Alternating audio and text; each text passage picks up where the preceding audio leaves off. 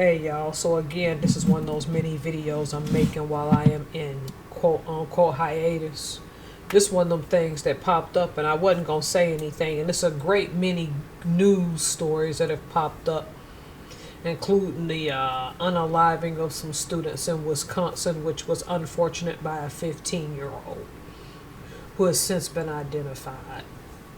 This will come out a few days from now, so y'all got a while before you watch this one.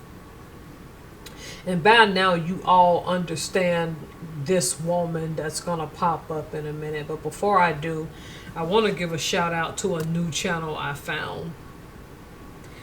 This gentleman here is a single father with 2 children. I think he raises his teenage son. I don't know the gender or how the other child identifies. But in 5 years, he went from working at a fast food restaurant washing dishes to building influence online and giving advice and things like that. I'll warn y'all about Robert. As with anyone, I don't agree with everything they say. But I guess he's the type of guy that I'm accustomed to growing up in the South myself, though I live in Washington State now. He's a straight shooter.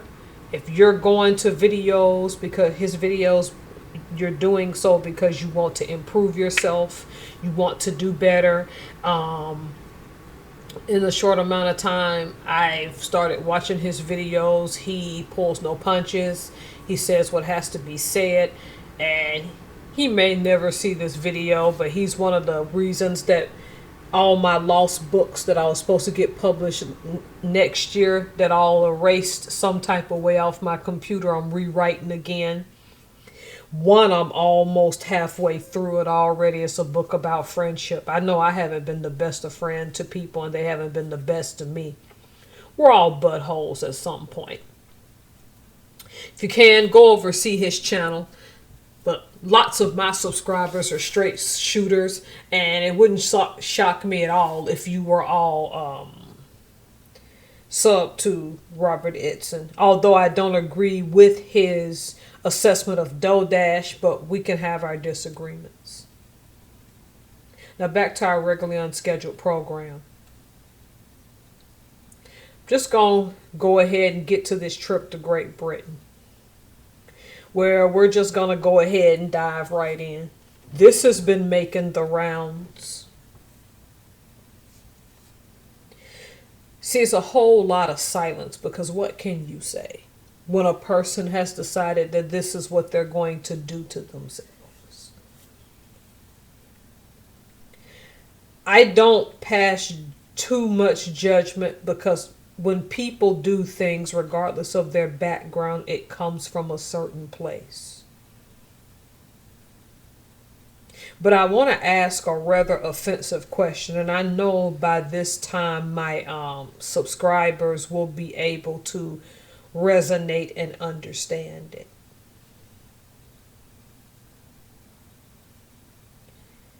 Are we getting so bored now that debauchery is the new entertainment?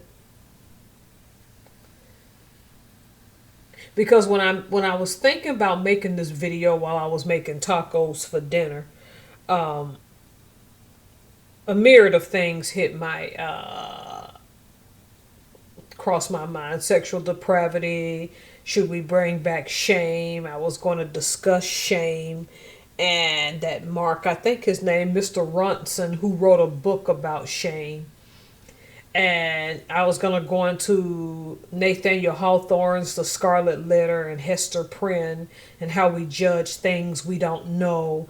This was going to take a myriad of directions. The World Wide Web has managed to do something that we haven't seen in the 20th century and back. Excuse me on the yawn. I didn't sleep well the previous night. I recorded this on my husband's birthday, December 17th, 2024. He's finally 40 years old. I mess with him, call him an old man. He don't like it.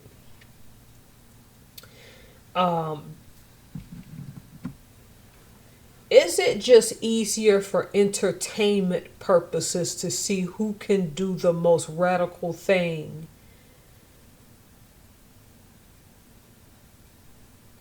and then tape it and tell the world to see how long we'll keep clout?